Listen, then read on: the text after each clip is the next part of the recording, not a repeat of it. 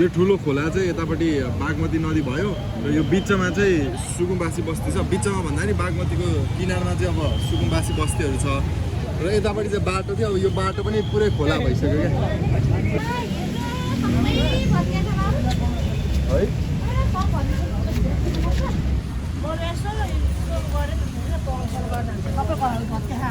भत्के पुरै भत्के हामीले भत्केको निकालेको सामान निकाल्नु पर्छ। अहिले भर्खर निकालेको हरेक वर्ष हुन्छ र यस्तो? यो पालि चाहिँ धेरै भयो। तलपट्टि घरमा चाहिँ हरेक वर्ष, यसपालि त महिनामा 3 जाल जोडी।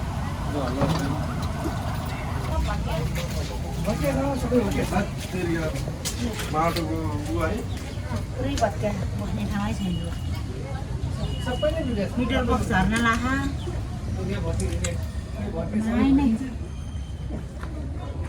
दुई रातमा है।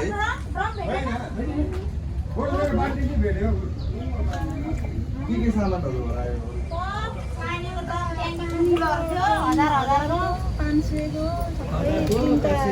तलपट्टि नि एउटा घर भत्के खा सबै हिलो गरेको लठेर खोजेको भेटेन ड्रम छैन कहीँ पनि यहाँ राखेको ड्रमै 3-4 ड्रम भरायो यहीँको है आइरन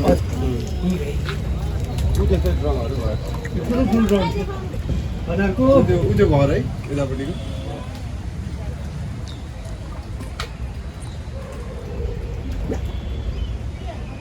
अब कसरी व्यवस्था गर्ने त अब कसरी हुने त के गर्ने? के पनि सर अब हामी त दुःख गरेको मान्छे हौँ होइन। अब हामी यहाँ बसेको 36 सालदेखि यहाँ सरेको हो। हामी यहाँ यो पिपलबोर्डमा हाम्रो घर थियो। त्यहाँबाट यो हिमाल सिमेन्टी कारखानाले बाटो खोलेपछि अनि हामीले तल गएर बस्नुहोस् भन्यो राजपरिवारको मान्छे।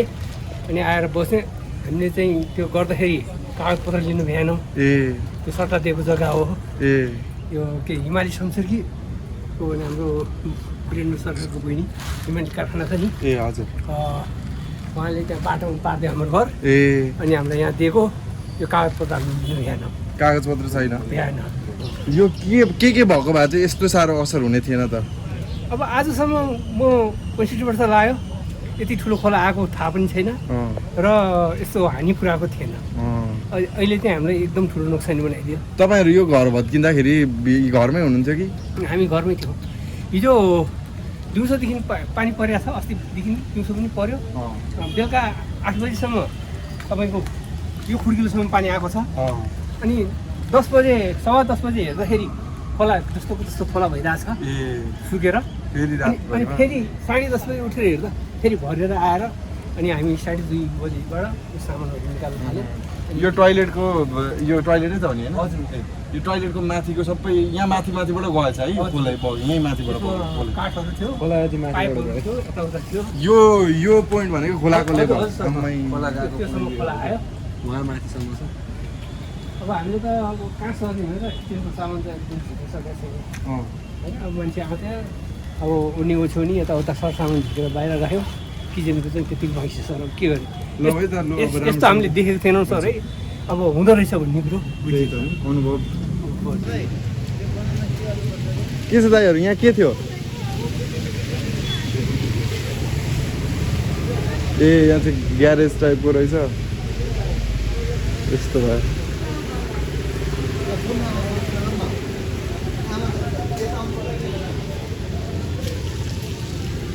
यो तपाईँहरूकै पसल हो? के भयो यहाँ अब? पछाडिबाट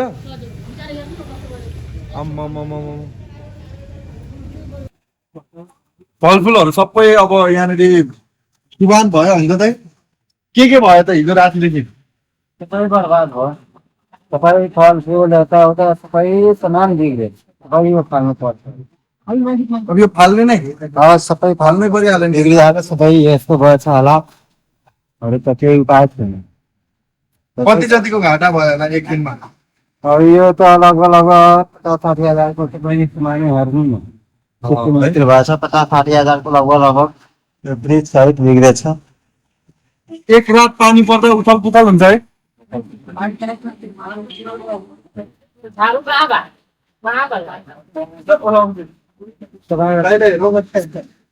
के भइरहेछ? बुकिङ नै नहुँदैन नै यसो भयो ल यहाँ बर्खामा पनि हुँदै थियो आज गर्ने निक्लो छ भयो 50 लाखभन्दा माथि त हुन्छ 50 लाख भन्दा माथि हो भित्र गोरान हेर्नु त स्विमिङ पुलै घाटो देखि हामीलाई हेर्नु मिल्छ जान्नु ओहो यति मुटु चिसो भयो नि यो गिटार यस्तो देखिँदा त है यति 7,000 को बिचाऱ्यो पानी हेर्नु यो तल पुरै गोरान यो पुरै गोदाम मुनि चाहिँ छ होइन तर यहाँनिर पानी सबै यहाँसम्म आइसक्यो होइन यो माथिबाट आएको पानीहरू के हुन्छ यो सबै बाटो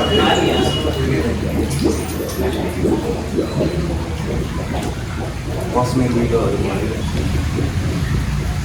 अरू के भयो त आज नुक्सान भयो के भन्नु यहाँ त बिजोग भयो नि दाइ के हुन्छ त अबको प्रोसेस भनेको अब इन्सुरेन्सहरू केही छ कि कति वर्ष पुग्नु भयो 25 हो र कतिका है कस्तो नराम्रो अवस्था हो कि भित्र यो भर्खरै खोलिएको पसल चाहिँ अब यस्तो अवस्थामा छ कि दाइ यो यो यो यो like who is responsible for this भनेर चाहिँ कसरी यसलाई चाहिँ कसरी चाहिँ उ गर्ने होला समराइज गर्ने होला त्यही अब कसैले केही भन्नु मिल्दैन मान्छेले गरेर आफ्नो पहिला खोले फेरि बाटो पानी यतै हाल्यो खोलाले आफ्नो ठाउँ पहिला कसले कतै आयो भने बुझ्ने हो यो घरहरू चाहिँ खोलाको बाटोमा बनेको छ भन्नु नि त पुरै पानी उ भएछ है यहाँ कोठा थियो कि के थियो यहाँ मुनि चाहिँ 3टा कोठा छ त मुनि 3टा कोठा थियो त्यो 3टा कोठा भरिएन पनि तपाईँ कति वर्ष पुग्नुभयो कति 60 यो ठाउँमा पहिला पनि यतिको बाढीहरू आएको थियो पहिलोचोटि हो चौथोचोटि भनेपछि अस्ति त तल मात्रै भएको थियो होइन आज चाहिँ पुरै तल भरेर पनि यहाँसम्म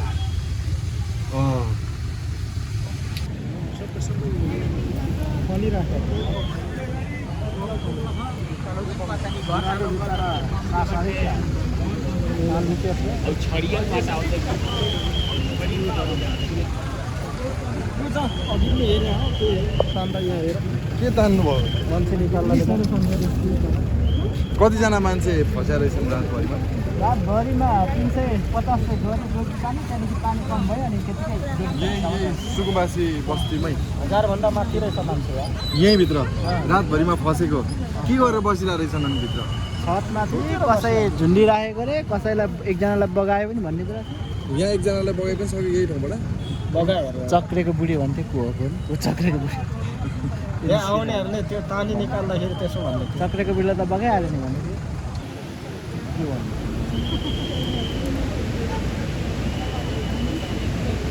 यहाँ हेर यो त्यो घरकै छतमा होइन टोइलेट रहेछ जस्तो ठाउँमा तर अनि त्यो उसको छतमा अब स्याउहरू कहाँबाट के बगाएर फलामहरू काठहरू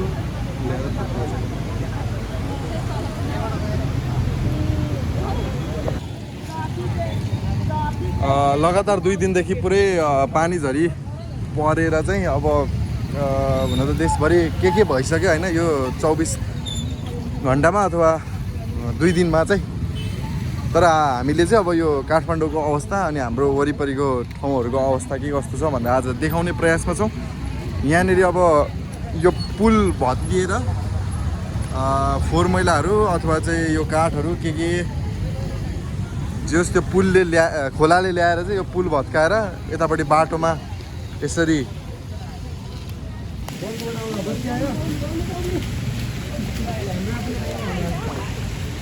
अरू बेला यो खोला कत्रो हुन्थ्यो अहिले त माथि त्यो बार लागेकोसम्म आइपुगेछ अरू बेला पनि यो सबैतिर काठमाडौँ उपत्यकाभित्रको खोलाहरू अलिकति सबैतिरको यो के भन्छ ढलहरू जम्मा भएर जाने ढल हो यो होइन अनि यसैमा मिसिएर जाने हो तर त्योभन्दा पनि ठुलो त के छ अरे भनेदेखि सबैतिरको बटालिएर जाने स्थिति भएको कारणले गर्दाखेरि यो नदी छेउको चाहिँ घरहरूलाई अलिकति जोखिम नै छ धेरै नै। है अब यस्तो नै सधैँ आएको भएदेखि त यो हुने खेती यो अलिकति सतर्क यो घरै बनाउँदैन थियो होला होइन।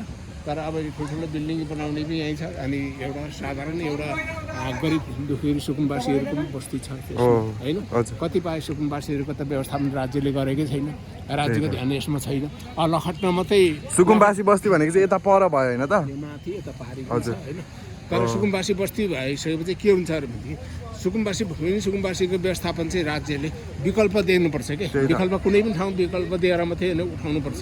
अब लखटेर मात्रै के गर्ने नेपाली नागरिक हो नि होइन। नेपाली नागरिकको चाहिँ घाँस कपासको व्यवस्थापन पहिले गरेर उचित छाँड दिनुपर्छ कि राज्यले यहाँ हेर्नुहोस् भएका शीतल निवासका जग्गाहरू बेचेर खाएको छ, गिरीबन्दीको जग्गाहरू बेचेर खाएको छ। गरिब सुकुम्बासीलाई 2 आना 4 आना दिन मिल्दैन र 4 आना जग्गा दिएर व्यवस्थापन गरेर चाहिँ बरु बास व्यवस्थापन गरेर मात्रै उसले त्यहाँबाट हटाउ। बस्ती बनाएको छ सबैजना घर भएका मान्छेहरू हो सुकुम्बासी। उनीहरू जानु पर्यो नि, खाली त्यत्रो गइरहेको थियो जाउ भनेर जाने होइन कोही नि। तपाईँको भन्ने कहाँ मिल्दैन भने व्यवस्थापन गर्नेले त छानबिन गर्नु पऱ्यो नि। उसको नागरिकता कहाँ छ, नागरिकताको आधारले चाहिँ उसको जग्गा जमिन छ छैन, नभएकोलाई व्यवस्थापन गर्ने हो नि। बिल्डिङ भएकोलाई किन दिने? बिल्डिङ भएकोलाई त्यो व्यवस्थापन गरेर हटाउनु पऱ्यो नि त। असली जो सुकुम्बासी छ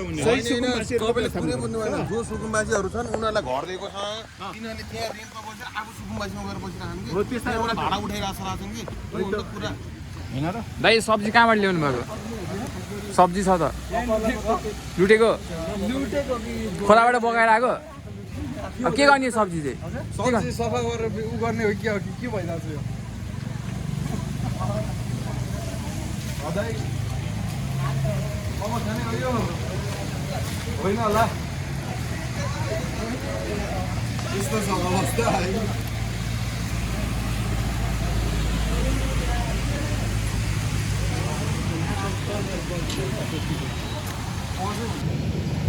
यो अब बाटोको अवस्था भयो।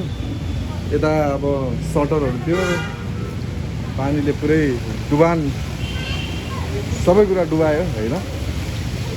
यहीँ अगाडि अब इलेक्ट्रोनिक पसल जस्तो रहेछ।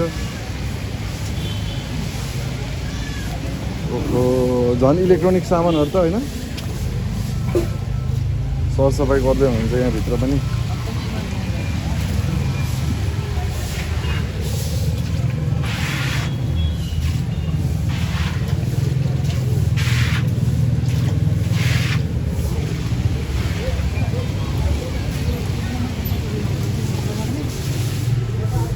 दिदी के भयो यता?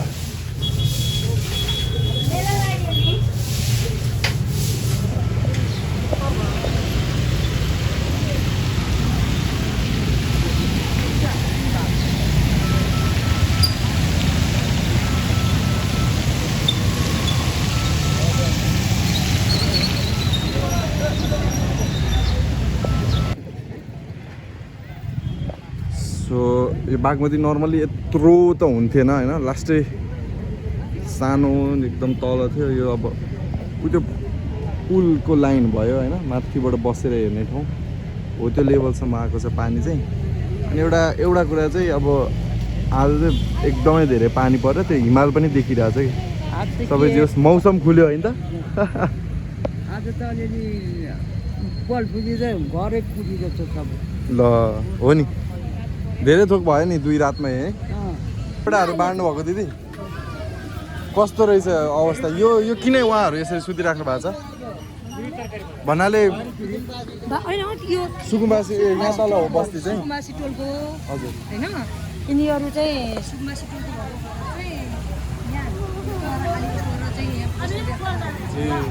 अनि जम्मै बाढीले कपडा छैन। जति कपडा थियो मिल्ने सकेसम्म नयाँ नभए पुरानो पनि त्यही त राम्रो काम हो। जति सक्यो यो खोला वरिपरिको सुकुम्बासीहरू गाडी पुरित उनीहरूको सबै बनाएकै छैन होइन। यहाँ चाहिँ कसरी व्यवस्था हुन आइपुग्यो त? यो ठाउँ चाहिँ कस्तो ठाउँ हो त? यो स्कुलको भवन हो। हजुर अस्ति भर्खर चाहिँ यहाँ पुरै भाडामा लगाइरहेको थियो। यो बालेनको जुन चाहिँ सरकारी जमिन चाहिँ भाडामा लगाउन नपाउने भन्ने बालेनको योजना अनुसार बालेनले यहाँका टोरा सबै उठाउनु भएको थियो अनि उहाँले उठाएपछि चाहिँ यो टोरा खाली थियो त्यो कारणले उहाँलाई यो अहिले तुरुन्तको अहिले व्यवस्था लागि गर्न मिल्यो व्यवस्थापन गर्न मिलेको ए है नत्र भने यहाँ व्यापार हुन्थ्यो योभन्दा अगाडि व्यापार थियो अहिले भर्खर यो बालेनको योजना अनुसार उठेको पसलहरूको कारणले उहाँहरू तत्कालको लागि व्यवस्थित हुन पाउनुभयो ए हस् दिदीलाई धन्यवाद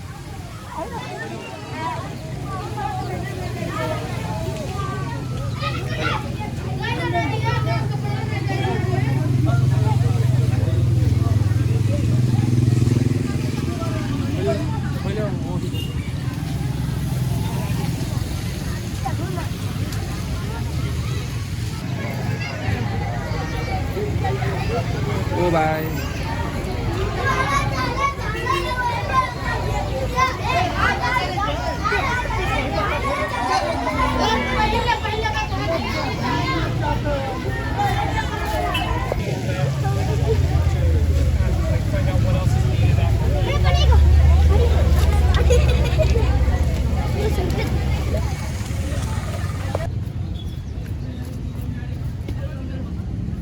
यो पुलसम्म आएको छ है फोहोर मैला यसरी जम्मा भएको छ यो खोला एकदमै सानो हुन्थ्यो अब यो पुलहरू पुरै यहाँनिर पसलकै सामानहरू ल्याएर यसरी थुपारेको छ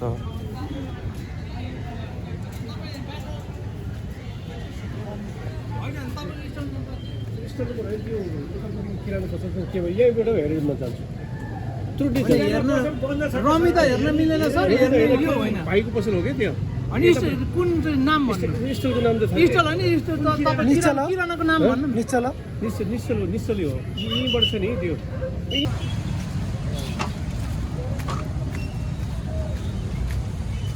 यो पुलको छेउमा चाहिँ यमाहाको सोरुम थियो अनि यो सबै नयाँ बाइकहरू पो रहेछ त